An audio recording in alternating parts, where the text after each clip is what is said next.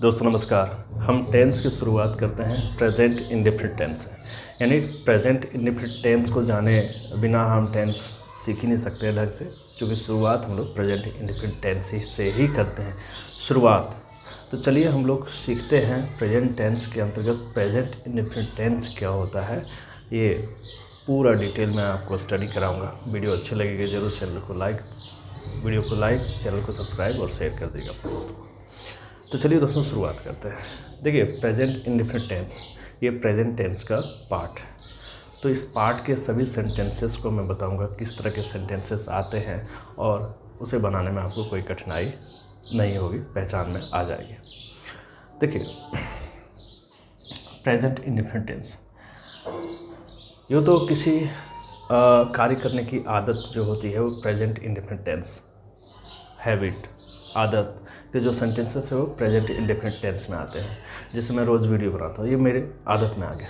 आप रोज़ पढ़ते हैं, ये आपकी आदत होगी। लेकिन फिर भी पहचान के कुछ शब्द मैंने लिखे हैं। पहचान के शब्द से आप पहचान सकते हैं कि कौन से सेंटेंस जो है वो प्रेजेंट इंडेफिनिट टेंस में है। अब देखो पहचान क्रिया के साथ, क्रिया के जो भी verb है उसके साथ में ता है, ती है, ते हो इत्यादि लगा रहता है। जैसे मैं रोज़ वीडियो बनाता हूँ तो वीडियो बनाना के साथ में ता है आया। तुम खेलते हो तो खेलना के अंत में ता है, ते हो आया। वो पढ़ती है तो पढ़ना के अंत में ती है आया। तो क्रिया के अंत में ता है, ती है, ते है, ये पहचान है। और यूँ आप जानना चाहें तो जैसे हैबिट हो गई, आपकी दिनचर्या हो गई, तो उसमें आप प्रेजेंट इंडेफिनिट टेंस का प्रयोग करते हैं। पहली बात। दूसरी बात, आप देखो सब्जेक्ट इस तरह से हो सकते हैं। जैसे आई का मैं, वी का हिंदी हम लोग, यू आप, तुम, ही वह, सी वह, राम का राम, दे का वे लोग, राम एंड श्याम। यहाँ तक आपने समझ लिया। अब देखो मैं स्ट्रक्चर बता देता हूँ जो सबसे ज़्यादा इंपॉर्टेंट है यहाँ पे जानना है। सिंगुलर सब्जेक्ट के साथ जो verb लगना है वो verb का पांचवा फॉर्म लगना है, और प्लूरल सब्जेक्ट के साथ जो verb लगना है वो verb का फर्स्ट फॉर्म लगना है। तो हम लोग पहले शुरुआत करते हैं अफर्मेटिव सेंटेंस से। अफर्मेटिव सेंटेंस, देखिए स्ट्रक्चर जो होता है वो होता है, रूल नंबर 1 ले लेते हैं, सब्जेक्ट V1 V5 ऑब्जेक्ट। ठीक है, सब्जेक्ट V1 V5 ऑब्जेक्ट। आपको समझ में आ गई हो कि जो सब्जेक्ट है यदि सिंगुलर रहता है तो उसके साथ verb का पांचवा फॉर्म लगता है, और यदि सब्जेक्ट प्लूरल होते हैं तो उसके साथ verb का फर्स्ट फॉर्म आता है। अब जान लो कि कौन सा verb का पांचवा फॉर्म है, कौन सा verb का फर्स्ट फॉर्म है।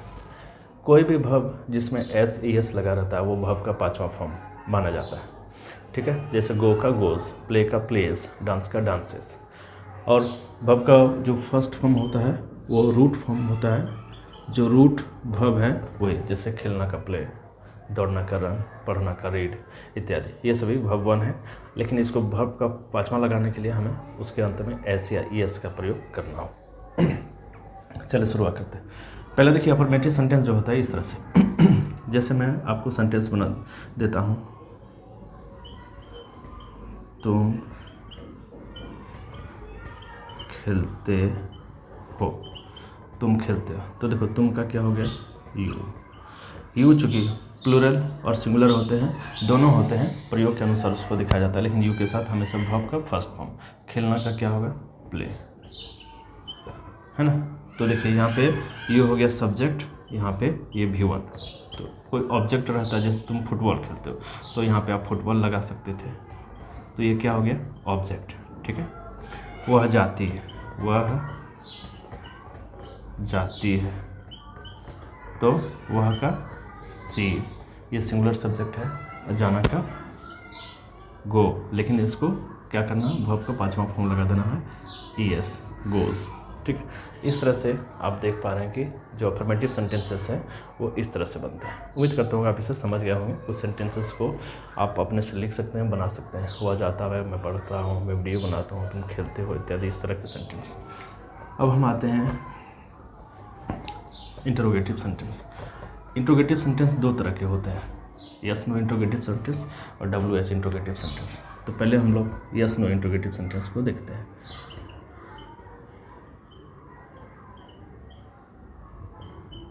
इंटरोगेटिव क्या है, यस नो वाला इंट्रोगेटिव सेंटेंस। ये सेंटेंसेस प्राय क्या से शुरू होते हैं, जैसे क्या तुम पढ़ते हो, क्या तुम पढ़ते हो, ठीक है। इसका स्ट्रक्चर जो होता है, इस सेंटेंस का जो स्ट्रक्चर होता है, सिंपल होता है इसका स्ट्रक्चर। अब देखो यहाँ पे स्ट्रक्चर मैं यहाँ पे लिख देता हूँ। ये होता है डू, डज से शुरुआत, उसके बाद सब्जेक्ट, उसके बाद V1, उसके बाद ऑब्जेक्ट क्लास में क्वेश्चन मार्क। तो ये डिपेंड करता है कि कहाँ पे डू लगाना है, कहाँ पे डज, ये डिपेंड करता है सब्जेक्ट पे। यदि सब्जेक्ट आपका सिंगुलर हो तो डज का प्रयोग करना, और सब्जेक्ट आपका प्लूरल हो तो डू का प्रयोग करना। जैसे यहाँ क्या तुम पढ़ते हो, तो तुम यानी ये जो सब्जेक्ट है इस पर ध्यान देना, तुम का यू, और यू चूँकि प्लूरल है इसलिए आप डू लगा दें। सिंगुलर भी होता है लेकिन यू के साथ हमेशा जो भाव आता हो वो V1 आता है, मतलब उसको प्लूरल मान दिया जाए। डू यू रीड, ठीक है। जैसे क्या वह खेलती है, क्वेश्चन मार्क, ठीक है। तो वह देखो, तो सी, इससे पता चल रहा है कि कोई स्त्री है या लड़की है, तो does she play, question mark. इस तरह से सेंटेंस को बना सकते हैं। Affirmative sentence yes no, affirmative sentence ये यस नो इंट्रोगेटिव सेंटेंस है। क्या तुम पढ़ते हो, इसका जवाब यस नो में आता है। क्या तुम पढ़ते हो, यदि पढ़ते हो तो यस, तो डू यू रीड, क्या वो खेलती है, डज सी प्ले। इस तरह से आप सेंटेंस को बना सकते हैं ना। अगला जो स्ट्रक्चर है वो है यस नो तो हो गया, WH इंट्रोगेटिव सेंटेंस। जैसे यहाँ पे क्या, क्यों, WH वर्ड लगे रहते हैं। जैसे वह क्यों खेलती है, वह क्यों खेलती है, तो वह का सबसे पहले WH को आगे करेंगे, क्यों का क्या होगा, वाई। अब चूँकि वह है तो वह के साथ डू या डज लगेगा, उसके बाद वह का सी हो जाएगा, सी, और खेलना का प्ले, ठीक है। वह क्यों खेलती है, वाई डज सी प्ले। तुम क्यों दौड़ते हो, वाई डू यू रन। तुम क्यों बोलते हो, वाई डू यू स्पीक, है ना। तो इस तरह से सेंटेंस को आप बनाएंगे। चलिए एक एक सेंटेंस को ही लेते हैं, समय को देखते हुए, बहुत ज़्यादा सेंटेंस को नहीं, आप सेंटेंस को बनाएंगे। अब जो है नेगेटिव सेंटेंस। नेगेटिव सेंटेंस के लिए आपको करना क्या होगा, डू नॉट और डज नॉट का प्रयोग करना होगा, ठीक है।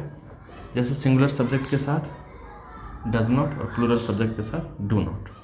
ये प्लूरल के लिए, ये सिंगुलर के लिए। जैसे इसका स्ट्रक्चर भी समझ लेते हैं, सब्जेक्ट डू नॉट या does not plus V1 plus object, ठीक है। जैसे वह नहीं खेलती है, वह नहीं खेलती है ना, तो वह का सी चूँकि सिंगुलर सब्जेक्ट है इसलिए डज नॉट खेलना का प्ले, ठीक है। क्वेश्चन मार्क नहीं होगा। वह नहीं खेलती है, सी डज नॉट प्ले। तुम नहीं खेलते, चूँकि यू जो है वो प्लूरल, सिंगुलर और प्लूरल दोनों हैं, लेकिन यू के साथ वर्ब जो है वो हमेशा प्लूरल आता है। यू डू नॉट प्ले, वह नहीं खेलती है, सी डज नॉट प्ले। राम नहीं पढ़ता है, राम डज नॉट रीड। तो इस तरह से सेंटेंसेस को बना सकते हैं। और हाँ, एक चीज़, इंट्रोगेटिव सेंटेंस जो यस नो वाले सेंटेंस है या WH वाले सेंटेंस है, तो उनको भी बना सकते हैं, लेकिन सब्जेक्ट के बाद नॉट का प्रयोग करना है। जैसे क्या तुम खेलते हो, क्या तुम नहीं खेलते हो, डू यू नॉट प्ले। वह क्यों नहीं दौड़ती है, why does she not run. इस तरह से बना सकते हैं। वीडियो अच्छी लगी जरूर चैनल को लाइक, सब्सक्राइब, शेयर कर दीजिएगा। Thanks for watching.